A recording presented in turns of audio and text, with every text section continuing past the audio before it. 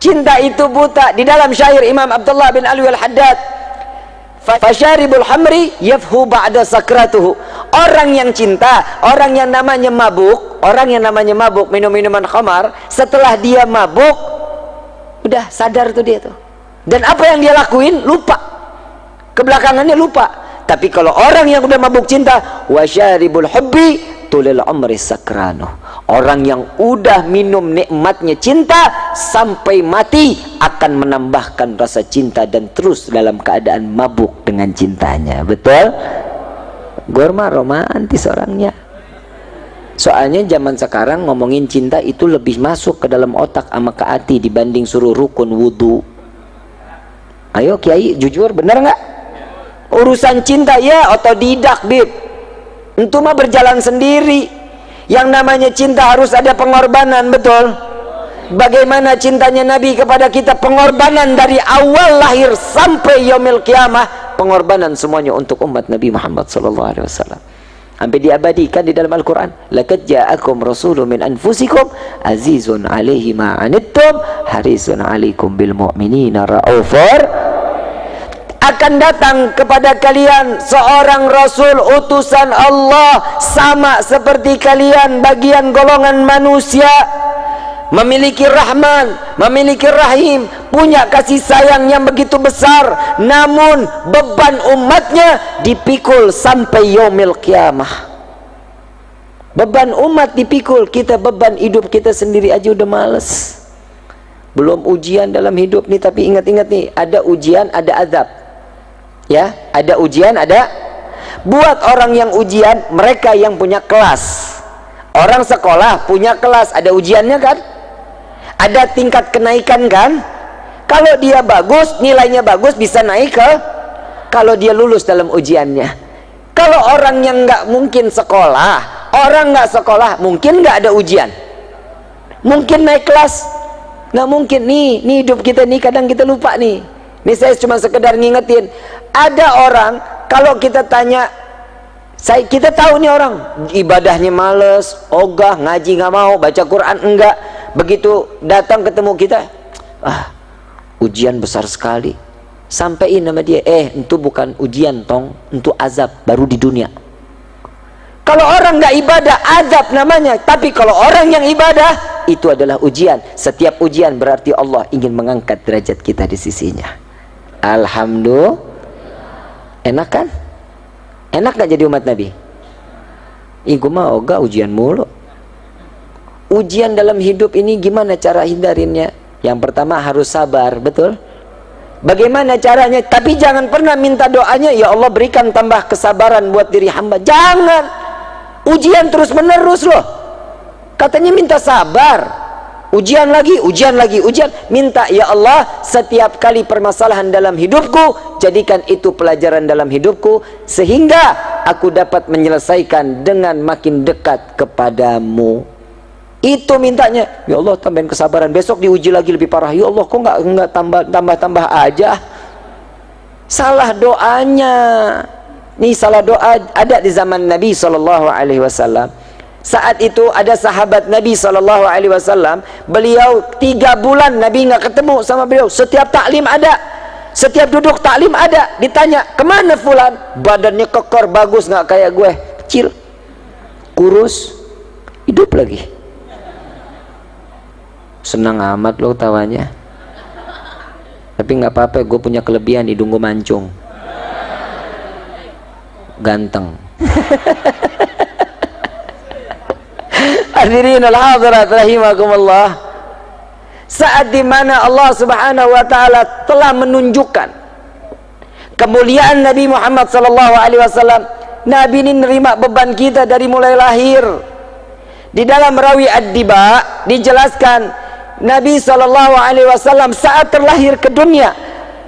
Syekh Abdurrahman Ad-Diba menukil dari satu firman atau hadis qudsi, ya Jibril nadi fi sahril mahlukat min ahlil ardi was sama bittahani wal bisyarah fa inna an-nurul maqsun wa sirrul maknun awjad qabla al-wujudil asya wa ibda'il ardi was sama. Nih Allah subhanahu wa ta'ala mengatakan, wahai Jibril, beritahu penghuni langit dan bumi, Cahaya yang selama ini aku jaga dan tersimpan, di malam ini akan aku keluarkan di atas bumiku. Dan sedangkan aku, kata Allah, aku akan menghias langit dan bumi dengan gemerlapan cahaya yang begitu indah. Jadi yang ngerayain maulid duluan siapa? Siapa yang ngerayain?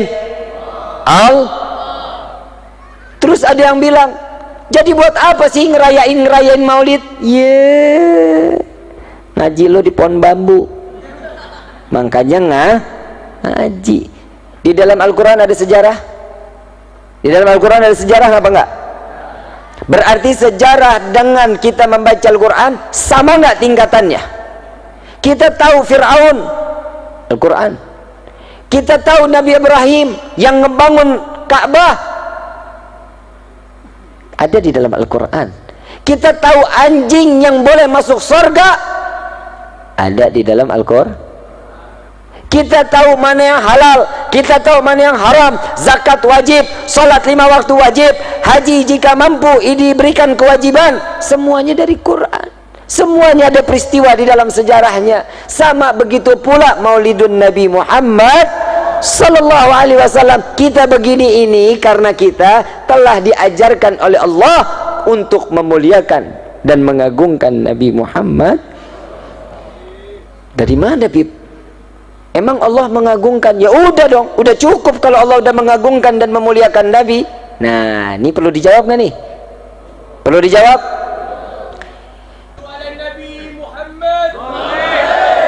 Bukan semata-mata kita cuman mau cari perhatian. Nabi ini mikirin kita. Kalau ada orang yang di luar sana, untuk apa, buat apa, kenapa, tanya nih, seakan-akan dia sama iblis sama. Saat kelahiran Nabi, siapa yang benci? Jadi kalau ada orang bilang nanya, ngapain acara-acara maulid? Nih tanya tuh, nih jangan-jangan lo iblis nih. Apa kata Nabi? Aku khawatir, kata Nabi. Nabi mengatakan, aku khawatir pada zaman nanti, di akhir zaman kelak datangnya pada umatku, Islam cuma nama. Sudah apa belum? Ngaku Islam, betul? KTP Islam, sholat kagak, ngaji durhaka, sadar. Alhamdulillah. Saya besok-besok pengen cari yang tempat daerahnya yang pada sadar aja masyarakatnya dah, jadi enak, berasa nyadarinnya. Sebenarnya nggak usah disadarin, Bib, kita udah sadar, tapi kitanya aja yang blow on. Coba kita bisa kebayangin, Islam cuma nama, cuma sekedar nama. Namanya Islam, sama orang jahatnya luar biasa, mulut ngoceh aja. Orang tetangga beli kulkas, kita yang tempel koyo. Bu, hei, begitu kelewatan loh. Tetangga beli mobil Grace, bapak kakinya encok. Begitu.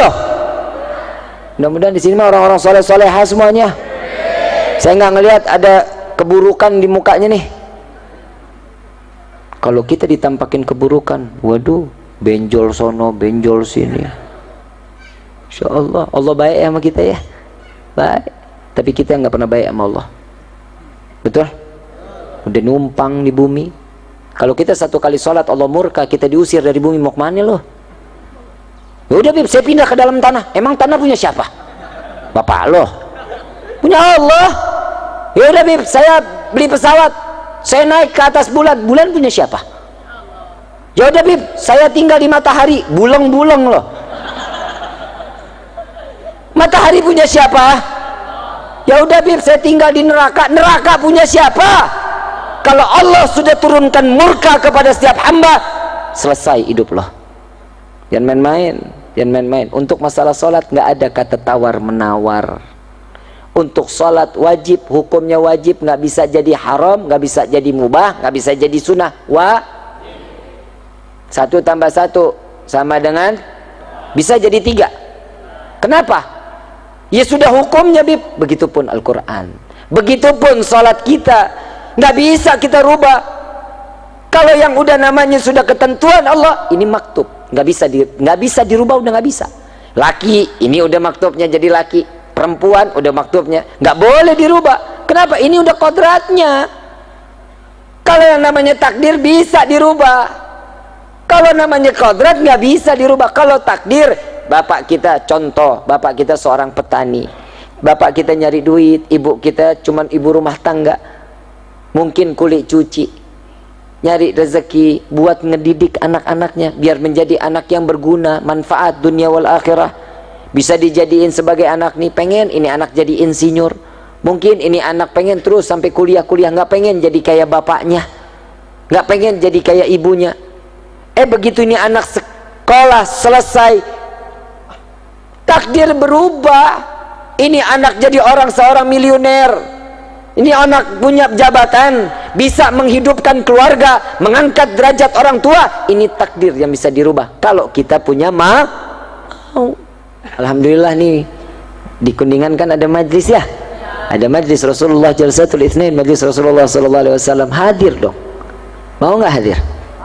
Di situ ada ketenangan di dalamnya, semua hidayah akan diberikan di situ oleh Allah. Tatkala kita berdoa, dewan-dewan gurunya alhamdulillah ilmunya sanatnya sampai ke Nabi Muhammad sallallahu alaihi wasallam.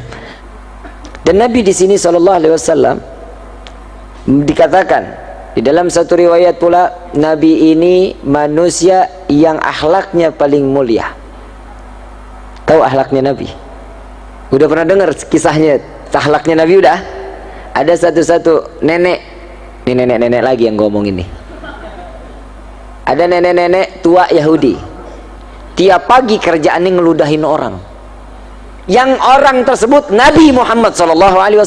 Lewat Nabi diludahin, Nabi ulap mukanya pakai sorban dan dikatakan barakallahu fiik, semoga Allah limpahkan keberkahan.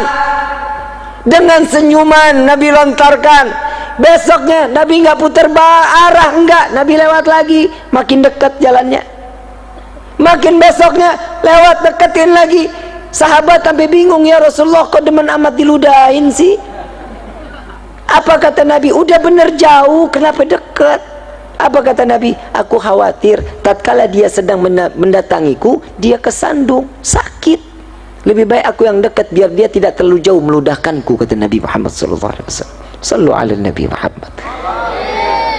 Mulia Nabi Muhammad SAW. Saya kalau udah ngomongin akhlak Nabi, aduh, kita nggak ada apa-apanya akhlak kita, benar-benar. Itu yang pertama. Sampai 3 hari ini nenek nggak datang, nggak ada. Saat Nabi lewat, kok nggak ada yang ludahin saya lagi? Dicari sama Nabi, ditanya sama tetangganya, kemana ini nenek yang biasa nyapu-nyapu di depan rumahnya? Sakit ya Rasulullah. Khawatir Nabi, lari ke pasar, ngambil makanan, beli manisan, beli roti, datang lagi ke rumahnya, lihat rumahnya berantakan, diambil sapu, disapuin sama Nabi, disapuin, dianya lagi tidur, ditungguin sama Nabi. Sampai dia terbangun. Selesai terbangun dia kaget, ada apa ya Muhammad? Apakah kau ingin membunuhku? Tidak wahai nenek. Apa engkau ingin membalas untuk meludahi aku? Tidak wahai ibuku. Sampai dikatakan ibuku, kata Nabi SAW. Aku datang ke sini, aku ingin menjengukmu dan aku ingin memberikan makanan kepadamu, sehingga engkau dapat sehat kembali, secepatnya engkau bisa menjalankan seperti apa yang kau telah jalani setiap pagi untuk meludahi aku, kata Nabi SAW. Disuruh sehat untuk aktivitasnya nggak berkurang. Ya Allah, mulia Rasulullah SAW. Nggak cuman sampai di situ hadirin. Saat di Taif, Nabi dilempari kotoran, Nabi dilempari batu, berdarah pelipisnya, duri tertuncap daripada pipi mulia manusia yang dimuliakan oleh Zat yang Maha Mulia, tertembus darah, ditadangin oleh Nabi. Satu demi satu tetesan keluar dari wajah Nabi SAW. Saat semua sahabat mengatakan, ya Rasulullah, biarkan, jangan kau tadangi, jangan kau tampung, biarkan darah itu menetes. Aku khawatir jika satu tetes darahku tertetes di tanah Taif, aku khawatir tanah ini akan ditenggelamkan oleh Allah Subhanahu wa ta'ala. Sedangkan aku masih berharap anak cucu mereka dapat beriman kepada Allah dan beriman kepada aku. Sallu ala Nabi Muhammad. Di mana letak kesalahan Nabi, hadirin? Di mana cacatnya Nabi, hadirin? Setiap langkah yang dilakukan Nabi, umat yang ada di kepalanya. Saat apa yang dilakukan, contoh, kalau kita nggak punya kerinduan sama Nabi, kita lebih parah daripada ranting pohon. Ada satu pongkol pohon kurma yang udah mati, tiap hari disandarin sama Nabi. Tiap hari cuma Nabi sandar aja. Sahabat ngeliat, kok nggak enak banget tempat duduk Nabi, yuk kita bikin yang bagusan yuk, biar Nabi ngerasa nyaman, agak lebih gagah. Dibangun sama sahabat, dijadiin, ada mimbarnya, ada tempat duduknya, ada lekarnya. Pongkol pohon kurma ini disingkirkan, cuman jaraknya 10 kaki dari Nabi. Saat dimana Nabi sedang memberikan ta'lim, di satu malam tersebut terdengar suara tangisan seorang bayi yang telah lama tidak diberikan susu oleh ibunya. Nangis yang cukup luar biasa sampai menyayat hati Nabi Muhammad SAW. Nabi sampai menangis. Nabi mencari dari mana, dan bukan cuma Nabi yang mendengar, semua sahabat yang duduk di hadapan Nabi semua mendengar tangisan tersebut. Dicari, ternyata ada daripada pongkol pohon kurma tersebut. Ini di dalam sirah tersebut, Sayyidina Abu Bakar radhiyallahu anhu warḍahu, beliau mengatakan, aku tidak pernah melihat seorang ayah yang menimang dan memberikan belayan yang cukup mesra daripada anaknya, melainkan Nabi Muhammad menimang dan mengusap, memberikan belas kasihnya kepada pongkol pohon kurma yang telah mati, dibelai oleh Rasulullah. Wahai pongkol pohon kurma, apa yang kau tangisi? Ya Rasulullah, kemarin baru saja kulitmu bersentuhan dengan kulitku, keringatmu sampai kepada jasadku ya Rasulullah, tapi di hari ini engkau telah jauh dariku. Wahai pongkol pohon kurma, jarakmu tidak jauh denganku 10 kaki. Aku tidak tahan berjauhan denganmu ya Rasulullah. Wahai pongkol pohon kurma, apakah kau ingin aku tancapkan kembali di bumi? Diam pongkol pohon kurma tersebut. Apa kau ingin aku tancapkan di dalam syurganya Allah? Apa jawaban pongkol pohon kurma? Ya Rasulullah, tancapkan aku di dalam syurga. Jika di dunia kau tancapkan, sebentar lagi akan datangnya kiamat, maka akan binasalah aku. Tatkala engkau masukkan aku di dalam syurga, engkau tancap aku di syurga, aku akan selalu memandangmu dan selalu berdekatan denganmu ya Rasulullah. Huwa Muhammad, belas kasihnya sangat luar biasa, kecintaannya kepada makhluk, rahmatan lil alamin. Kepada siapapun Nabi memberikan tumpahan kasih sayangnya. Ayuhal hadirun jamaah rahimakumullah, kita ingat saat perjalanan Isra wal Mi'raj Nabi, malaikat Jibril tidak dapat masuk, sama-sama menemani Nabi untuk berjumpa dengan Allah. Di saat itu malaikat Jibril mundur. Ya Rasulullah, aku tidak dapat melangkahkan kakiku satu langkah pun. Jika satu langkah aku masuk, maka akan hancur tubuhku. Saat dimana Rasulullah masuk, jubah beliau, imamah beliau, sorban beliau yang bukan diciptakan oleh Allah, mendapatkan kemuliaan dari Allah, berjumpa dengan Allah.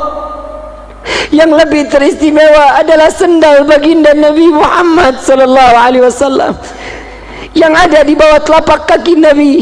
Kenapa beliau tidak terbakar? Kenapa jubah tidak terbakar? Kenapa imamah tidak terbakar? Kenapa sandal tidak terbakar? Karena tertempel dengan jasad manusia yang dimuliakan oleh Zat yang Maha Mulia.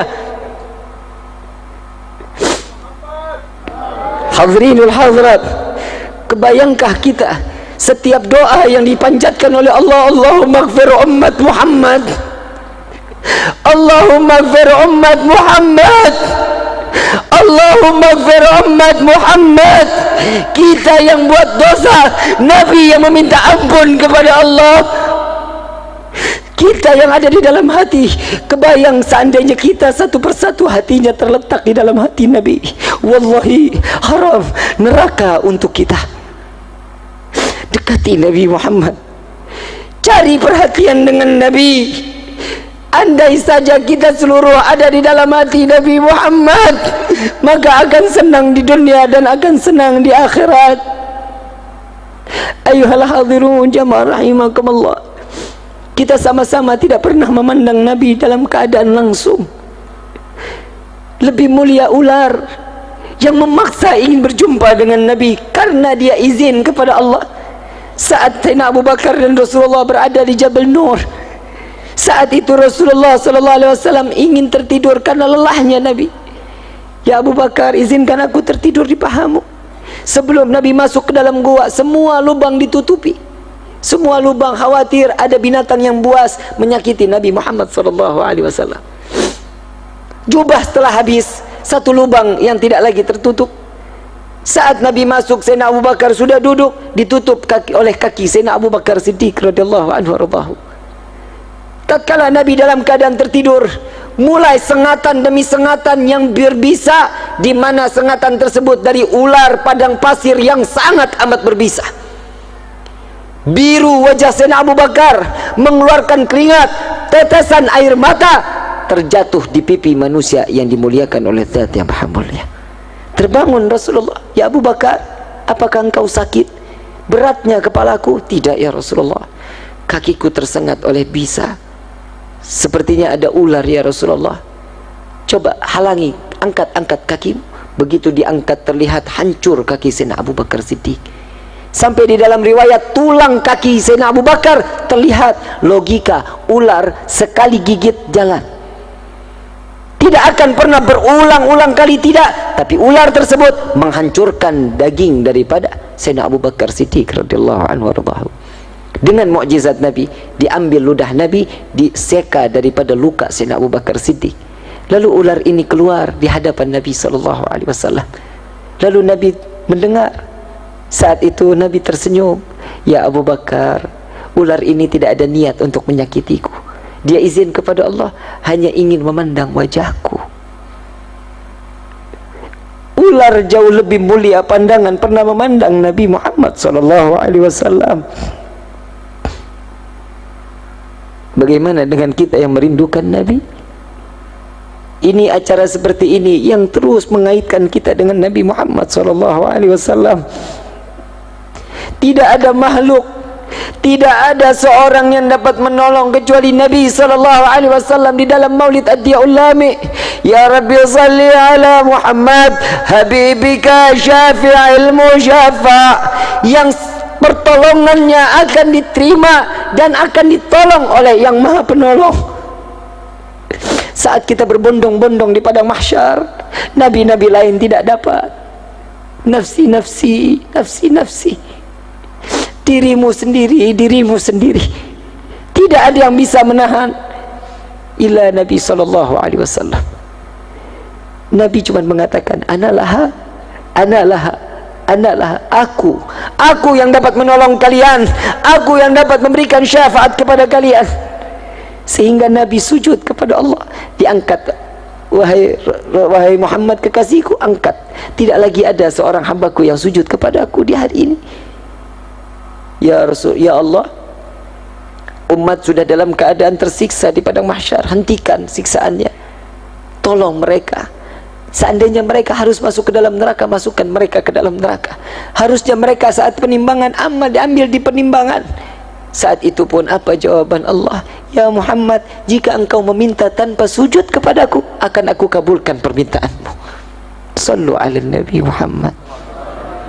Ayuhal hadirun jamaah rahimakumullah, kita yang dinanti oleh Nabi, kita yang diharapkan oleh Nabi. Saat Nabi dalam keadaan sakratul maut, Nabi bertanya kepada malaikat Jibril, ya Jibril, aku masih ingin bersama dengan umatku, aku tidak bisa jauh daripada umatku. Apa jaminannya untuk umatku di yaumil qiyamah? Ya Rasulullah, untukmu telah diciptakan 7 pintu syurga yang dibentangkan sebesar-besarnya. terserah, bebas engkau ingin masuk dari mana. Bukan itu tujuanku. Apa jaminan umatku di yaumil qiyamah? Malaikat Jibril bertanya kepada Allah, ya Allah, Muhammad kekasihmu meminta apa jaminan untuk umatnya di yaumil qiyamah. Apa jawaban Allah? Jawaban Allah mengatakan, sampaikan kepada kekasihku Muhammad, apa yang dia minta Allah akan ridha. Aku tidak akan menghinakan umat Muhammad di yaumil qiyamah. Ini jaminan dari Nabi Muhammad sallallahu alaihi wasallam. Cukup kita sakitin hati Nabi, cukup. Cukup kita lalai kepada Allah, cukup. Malu kita di hadapan Nabi. Para orang-orang tua kita, para salafun as-salihun, yang mereka dengan bangga membawa amalan sedekahnya, membawa amalan zakatnya, diperiksa oleh Nabi. Nabi tersenyum dan mengatakan, hadza ummati ya Rabbi, ini adalah umatku. Bagaimana kita saat kita dipanggil oleh Allah dengan banyaknya pikulan-pikulan dosa di hadapan Allah, disaksikan oleh Nabi Muhammad, dibuka amalan, tidak ada amalan melainkan dosa. Jika dulu Nabi dilempari batu, Nabi dilempari kotoran, saat dimana Nabi menerima yang tidak enak, cacian dan makian, di akhir zaman seperti ini tidak segan umat Nabi melemparkan tumpukan dosa ke wajah baginda Nabi Muhammad sallallahu alaihi wasallam. Tubna ilallah, tubna ilallah, tubna ilallah. Tobatlah kepada Allah, mohon ampunlah kepada Allah. Tidakkah kalian ingin membalas daripada pekerjaan yang telah dilakukan oleh Nabi untuk menyelamatkan umat? Yang sunnah dikerjakan, yang wajib harus lebih dikerjakan. Kenalkan diri kita kepada Nabi sallallahu alaihi wasallam. Seperti acara inilah cara kita perkenalan kita dengan Nabi sallallahu alaihi wasallam. Kita enggak pernah tiap kali doa, ya Allah jadikan kami umat Nabi Muhammad. Tapi saat kita terlahir dari rahim ibunda, pasti akan mendapatkan gelar ini, dia dijadikan sebagai umat Nabi Muhammad sallallahu alaihi wasallam. Ayyuhal khadirun jamaah rahimakumullah. Yuk sama-sama kita meminta kepada Allah, meminta perlindungan dari Allah dari segala bentuk kemaksiatan yang ada di dunia ini. Mudah-mudahan malam ini malam yang dicukupkan untuk kita taubat terakhir di dalam hidup kita. Kita minta sama Allah, mudah-mudahan keluar dari tempat ini semua hajat kita dikabulkan oleh Allah. Dosa kita diganti dengan pahala yang berlimpah. Semua apa yang kita ingini, baik yang pernah kita minta maupun yang lupa kita minta, semua akan diijabah oleh Allah Subhanahu wa taala. Hadirin wal hadirat rahimakumullah. Saya minta waktu satu kisah lagi, di mana kisah ini manusia yang begitu mulia dan mengobral syafaatnya di yaumil qiyamah. Bagaimana dengan Malik bin Sinan? Tatkala Malik bin Sinan melihat saat di Uhud Nabi berlumuran darah, wajah penuh dengan darah, tangan Malik bin Sinan kotor dalam penuh darah, sorban dalam keadaan kotor, jubah kotor. Saat itu Malik bin Sinan mengatakan, ya Rasulullah, bolehkah aku membersihkan luka yang ada di wajahmu? Silahkan wahai Malik. Ya Rasulullah, tapi enggak ada yang bersih kecuali lidahku. Silahkan. Dijilat semua darah Nabi SAW, dikumpulkan di dalam mulut Malik bin Sinan. Saat itu Nabi mengatakan, buang wahai Malik, buang. Tidak didengar oleh Malik bin Sinan, dikumpulkan di dalam mulut. Ditanya, dibilangkan oleh Nabi sekali lagi, buang wahai Malik, malah ditelan. Wallahi tidak akan aku buang ya Rasulullah. Ditelan oleh Malik bin Sinan. Dua pelanggaran di hadapan Nabi Muhammad SAW. Yang pertama, perintah Nabi adalah perintah Allah Subhanahu wa taala, tidak didengarkan daripada perintah Nabi. Yang kedua, melawan perintah dengan cara yang harusnya dibuang, dia malah ditelan. Dua pelanggaran besar, fatal. Saat itu sahabat semua dalam keadaan diam, nunduk di hadapan Nabi, dan Nabi sujud. Nabi mengangkat kepalanya dan mengatakan, adakah kalian wahai para sahabatku ingin melihat penghuni syurga yang masih hidup di bumi? Maka pandanglah Malik bin Sinan. Malik bin Sinan mendapatkan anugerah terbaik dari Allah dan mendapatkan abadinya beliau di dalam syurganya Allah. Berkah apa? Cuman sekedar darahnya Nabi ditelan. Bagaimana kita yang cinta dan menjalankan sunnah? Wallah, kita yang jauh lebih berhak mendapatkan kenikmatan tersebut dikumpulkan oleh Nabi di dalam syurganya. Amin ya Rabbal